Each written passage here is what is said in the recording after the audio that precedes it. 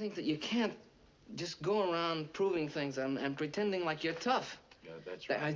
You can't, even though you you look a certain way, you can't. That's right. You're You're absolutely right. You're not listening to me.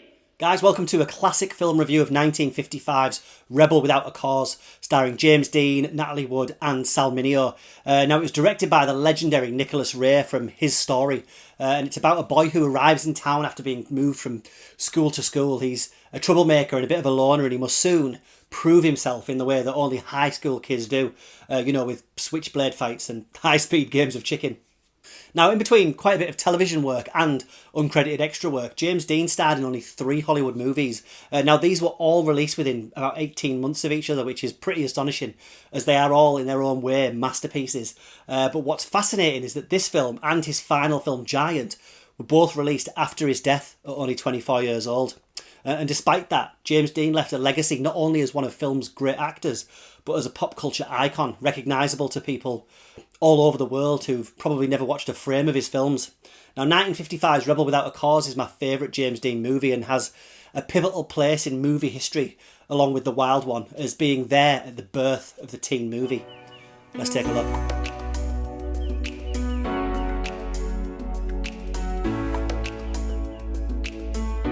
So, director Nicholas Ray's teenage angst film about juvenile delinquents who suffer terribly due to their mundane home life and square parents who just don't understand them is a classic ripped from the headlines slice of American cinema.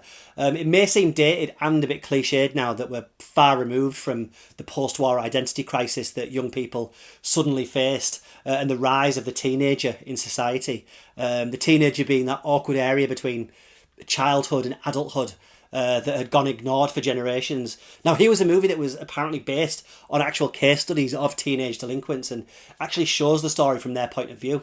Now, by now, you may or may not be familiar with the plot mechanics of having a new guy or gal arrive in a new town and a new school, and how he finds a girl he likes, gets a friend in the form of another alienated and lonely soul, and is bullied and peer pressured into proving himself.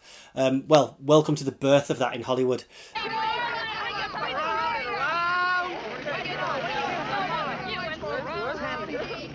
What's that? Oh, that's a new disease. So playing a teenager at 24 years old, another trend that hasn't really changed, James Dean is firing on all cylinders here, of course.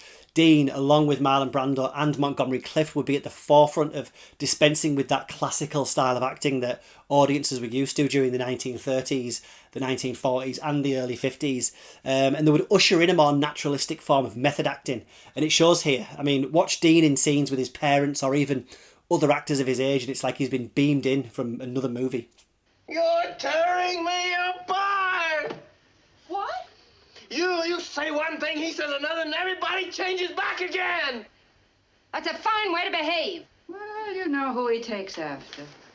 Now, the film is a drama that throws together 3 central characters. James Dean's Jim Stark, a troubled young boy who feels alienated from his middle-class parents who never listen to him. He gets mixed up with the police for kicks or just for attention, and it's in the opening scenes that he's brought into a police station that we also meet Natalie Wood's Judy, who's been picked up wandering the streets and mistaken for a prostitute. She has daddy issues and initially comes across as a bit of a brat. Your mother will be down to pick you up. My mother? She's being called for. You said you'd call my father. And completing the trio, we have Sal Mineo's Plato, who becomes one of the most interesting characters in the film.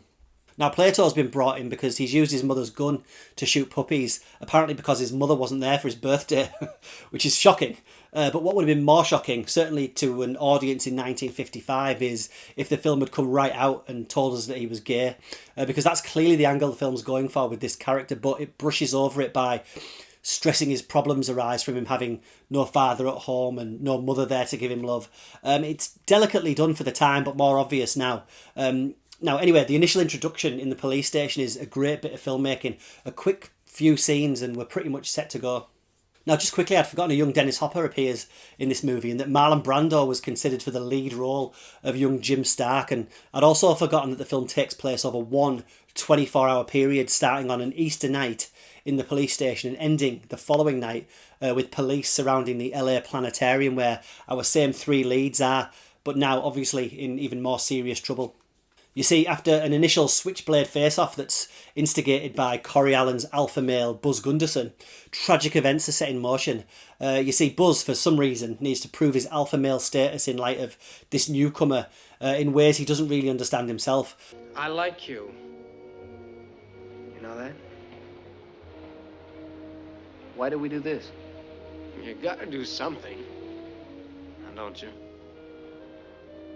When Dean's character questions him on it, it's shrugged off as something that just has to be done. And of course, Dean can't have anyone call him chicken. Well, are you crud chicken? Don't call me that! Oh! Now, one of the central themes is James Dean's inability to reconcile the view he has of his own father with what he feels is required to be a man. At one point, asking his father advice on what a guy should do to maintain and fight for his honour, his old man, ironically dressed in an apron, struggles to directly answer his son's questions. What can you do when you have to be a man? Well, now... No, you give me a direct answer. Are you gonna keep me from going? Jim, did I ever stop you from anything? So, after tragedy unfolds at the sight of a stolen car chicken run on the edge of a cliff, our three leads are thrown together once again and holed up in an abandoned mansion as the police and members of Buzz's gang close in. So, Rebel Without a Cause is almost 70 years old, which is astonishing really, and even though times have obviously changed and juvenile delinquency is hardly a new and shocking thing, some of the film hasn't actually aged.